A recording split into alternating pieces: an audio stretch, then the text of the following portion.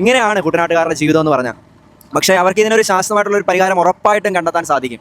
അവർക്ക് അനുവദിച്ചു കൊടുത്തിരുന്ന പദ്ധതികൾ വേണ്ട വിധം വേണ്ട രീതിയിൽ അത് നിർവഹിച്ചിരുന്നെങ്കിൽ, കുട്ടനാട് പാക്കേജ് പോലെയുള്ള കാര്യങ്ങളൊക്കെ വേണ്ട വിധം അധികാരപ്പെട്ടവർ വേണ്ട വിധം അത് കൈകാര്യം ചെയ്തിരുന്നെങ്കിൽ തീർച്ചയായിട്ടും അവരുടെ ഒരു ദുരന്തത്തിനുള്ളൊരു ശാശ്വത പരിഹാരമായിരുന്നേനെ എന്നാണ് പലരും ഞങ്ങളോട് പറഞ്ഞത്. നമ്മളിപ്പോൾ കാണുന്ന ഈ പുറംപടിന് വേണ്ട വീതിയും ശക്തിയും ഉണ്ടായിരുന്നെങ്കിൽ അവർക്ക് ഈ അവസ്ഥ ഒരിക്കലും വരില്ലായിരുന്നു. ഉപജീവന മാർഗവും അവരുടെ ബാക്കിയുള്ള ജോലികളും എല്ലാം ഈ ഒരു പ്രദേശത്തെ ചുറ്റിപ്പറ്റിയാണ് കിടക്കുന്നത്. ഇവിടുന്നാണെങ്കിലും അവരെങ്ങോട്ട് പോകും എന്നുള്ളൊരു ചോദ്യമാണ് നമ്മളോട് ചോദിക്കുന്നത്. ഈ ഒരു മഴക്കാലം സമയത്ത് മാത്രമേ ഉള്ളൂ അവരുടെ ഈ ഒരു ദുരവസ്ഥയുള്ളൂ. അതിന് ശാശ്വതമായിട്ടുള്ളൊരു ബണ്ടുണ്ടെങ്കിൽ, ഒരു പുറംബണ്ടുണ്ടെങ്കിൽ തീർച്ചയായിട്ടും അവരുടെ ഈ ദുരിതം ഉറപ്പായിട്ട് മാറും. കാര്യം മട വീണ് നമ്മൾ കാണുന്ന ദുരിതങ്ങൾ അനുഭവിക്കുന്ന ആൾക്കാരുടെ കാഴ്ചകൾ നമ്മുടെ മുന്നിലുള്ളപ്പോൾ മട വീഴാത്ത പാടശേഖരങ്ങളുമുണ്ട് ആ പുറംബണ്ടിൻ്റെ ബലം മൂലം. എന്നാൽ അവിടെയും പുറംബണ്ടിൻ്റെ വീതി ഉണ്ടോ എന്ന് ചോദിച്ചാൽ ഇല്ല. പക്ഷേ പുറംബണ്ടിൻ്റെ ശക്തിയിൽ ഇപ്പോഴും സർവൈവ് ചെയ്ത് നിൽക്കുന്ന, പിടിച്ചു നിൽക്കുന്ന പാടശേഖരങ്ങൾ കുട്ടനാട്ടിൽ ഒരുപാടുണ്ട്.